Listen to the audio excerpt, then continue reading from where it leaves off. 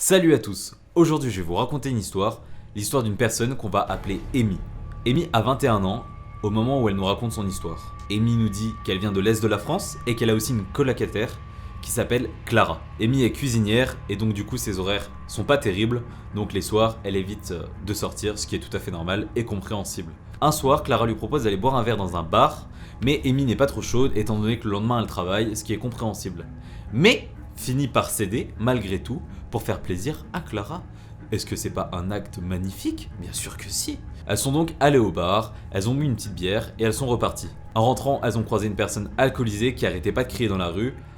Clara commence à prendre peur, mais Amy la rassure en lui disant qu'il y a des fous partout, qu'il ne faut pas s'inquiéter, qu'ils ne faisaient de mal à personne, et du coup elle trace leur route pour rentrer justement chez elle.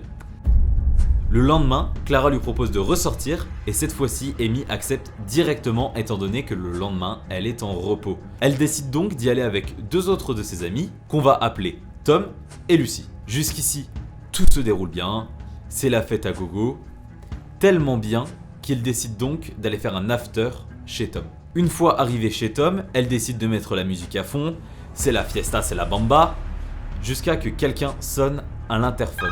Tom répond et on lui dit « Hé, ouvre, c'est moi !» Tom pense que c'est le copain de Lucie, mais étant donné qu'ils ne sont pas sûrs, ils décident donc de tous descendre ensemble. Lucie ouvre la porte et cette fois-ci, c'est la douche froide.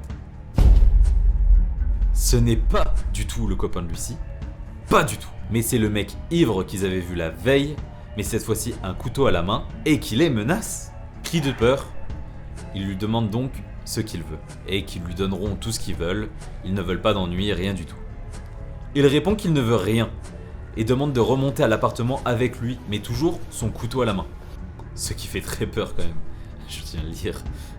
En montant les escaliers, ils s'aperçoivent qu'ils connaissent très bien le prénom de Clara et de Tom, ce qui est très flippant, car eux ne le connaissent pas.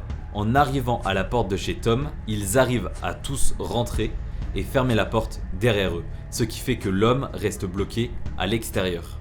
L'homme commence à s'énerver et met une trentaine de coups de couteau dans la porte. La police est venue et l'a finalement arrêté. Ils ont été convoqués le lendemain où ils ont pu expliquer l'entièreté de l'histoire à la police. Et la police, par la suite, leur ont expliqué que cet homme était fou et récidiviste et actuellement, il est en prison.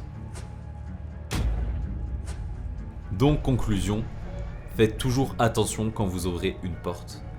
Vérifiez bien qui c'est. J'espère en tout cas que ça vous a plu, que cette première histoire vous a plu.